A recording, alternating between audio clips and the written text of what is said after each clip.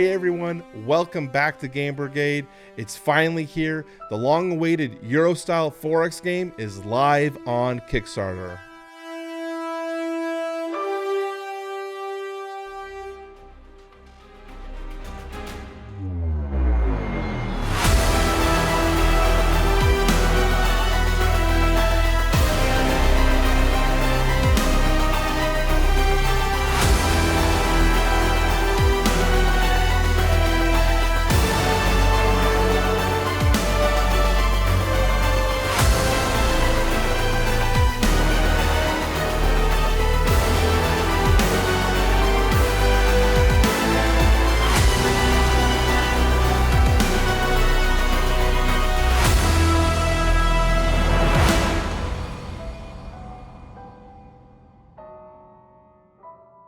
A 4X Euro-style game? Yes, Euro.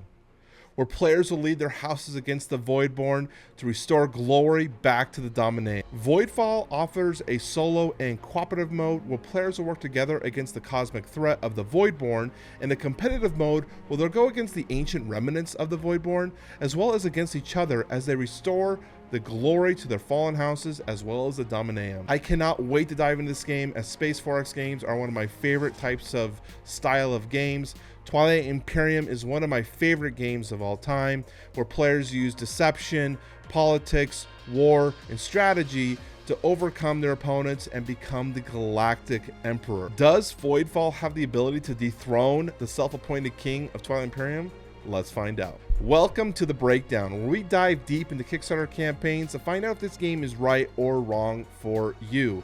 If this is helpful, make sure you leave a comment and subscribe to the channel. So how would a 4X game look if you built it up from the ground up using a Euro style foundation?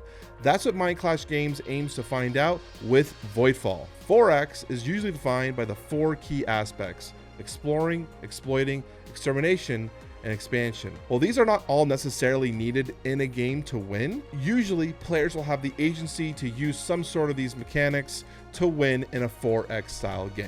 Let me take you through some key mechanics and offer up some points for you to consider as you make your decision as to whether this game is for you. Before we get too far, make sure you annihilate that like button for the YouTube algorithm. It really does help support the channel.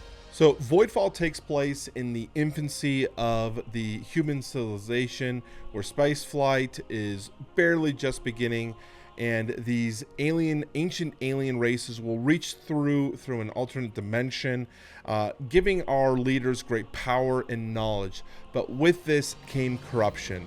Eventually, the people will spread and flourish along the galaxies, and at that point, when the humans are at the peak of their power, the Voidborn come through and start collecting what they are own.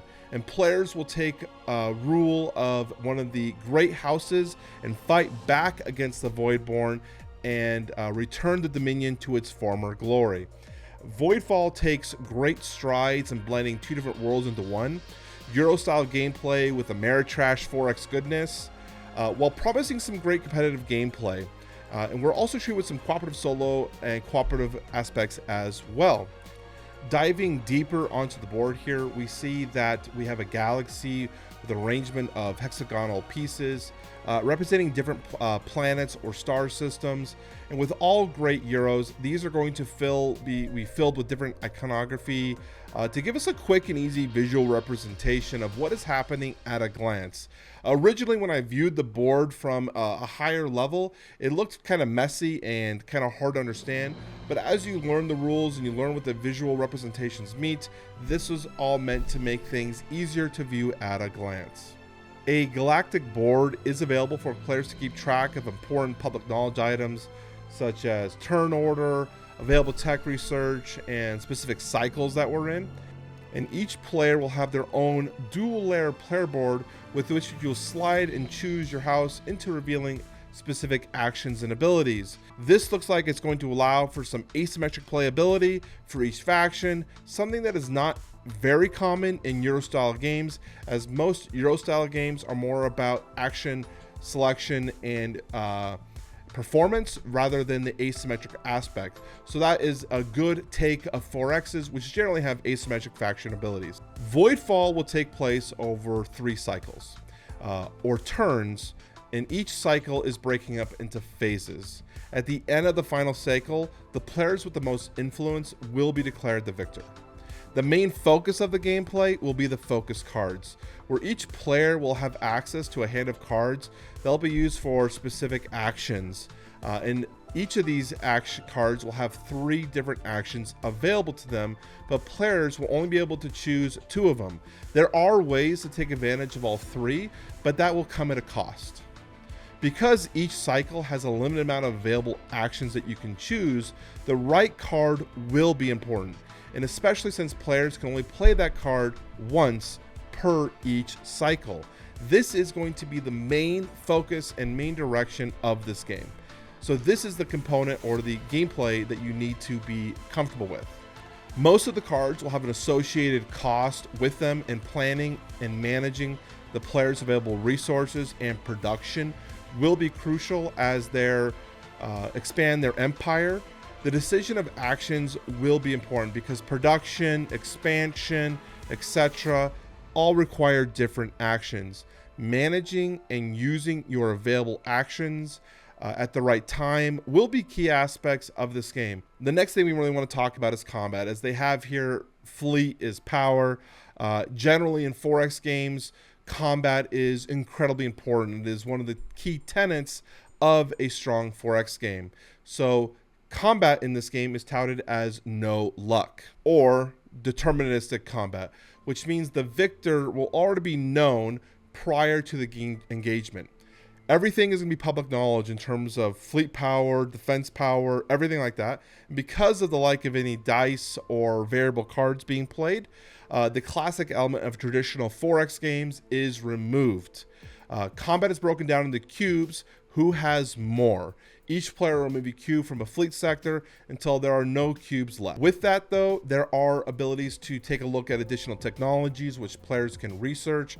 Technologies will increase your combat value, increase different aspects of your game. But one key aspect is the more you grow tall in aspects of more technology and higher production values, these will all have an associated production cost with them, being more expensive for your upkeep. So managing your empire will become more difficult the taller you get with better and stronger technologies.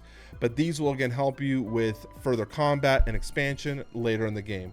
Balancing the aspects of being big, expanding out wide, to being tall, being high in research will be a key aspect as well. So with that, let's talk about the 7 things that I think you should consider when looking at Voidfall. The first thing, from a distance, Voidfall looks very similar to other common 4X games. It's not until that we get closer to the surface that we see that it's just a veneer of a very tight Euro game. Don't get this game if you're not 100% okay with the fact that it's not going to deliver epic space moments. But if you appreciate a game that rewards a player for tight decisions, correct management, this might be for you. Voidfall comes with 2 different pledge levels. In order to buy in, you're looking at the standard box, which is roughly $87. This pledge level gets you all the gameplay related components, but without key component upgrades, such as the dual layer player boards that we mentioned. But everything is in here that you would need for gameplay aspects. The galactic box comes in at $158. The galactic box will feature those upgraded components and ship miniatures. Oh, so many ship miniatures. When looking at the difference between the $87 pledge level as well as the $158 pledge level, the key aspect that we're going to have to ask ourselves is the deluxeified components worth it for us, knowing the limited availability of the big box? And that takes us to our third one, retail and pledging now. Diving deeper into the campaign, I wasn't able to find anything that was necessarily Kickstarter exclusive. So when you're looking between pledging now or retail, the big question is the galactic box. The galactic big box is only going to be available through this Kickstarter, any type of convention that Mindclash Games might go to, as well as their web store. There is a possibility that this game might be more expensive on their web store, and shipping could also be more expensive depending on the hub that they're shipping from. So those are all things to consider if you are looking for the deluxified components. If you are not as concerned with the deluxified components, there is a higher probability that you could find this game cheaper at retail and also forego the shipping costs. There are no guarantees that this game will be available in retail and in what quantities. So if you are nervous about the ability to find this and you're not too concerned about the extra bonus components, the $87 one would be the one I would be looking at. Number 4, theme. Unlike many other Euro games, the theme here is very well implemented in the game. Some of my favorite Euro games are intertwined with a great theme, and Voidfall takes the Voidborn theme here and really doubles down, delivering an excellent experience. I love how they implement here the corruption aspect.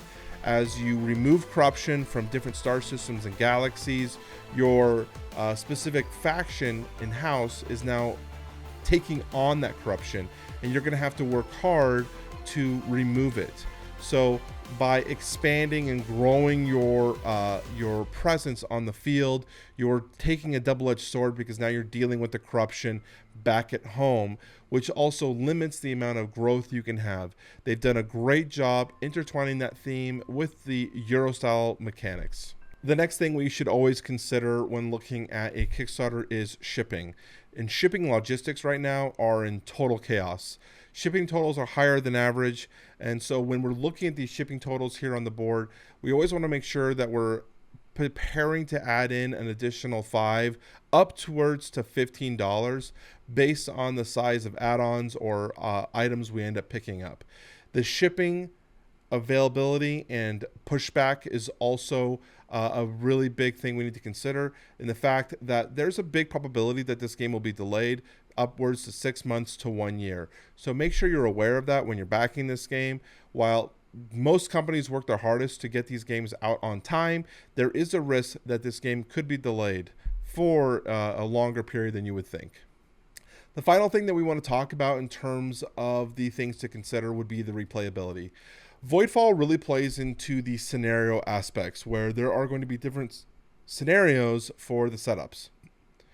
This might be okay for you or might not be okay, depending on how you're with replaying similar map setups. Sometimes it's going to be okay, sometimes it's not.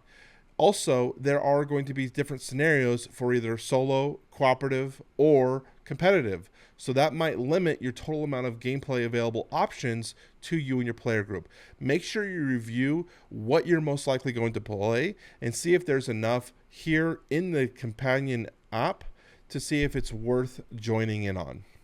So that wraps up the breakdown. If this video helped you make a decision in your purchasing decision with Voidfall, let me know in the comment section down below. Did you back or did you skip this one?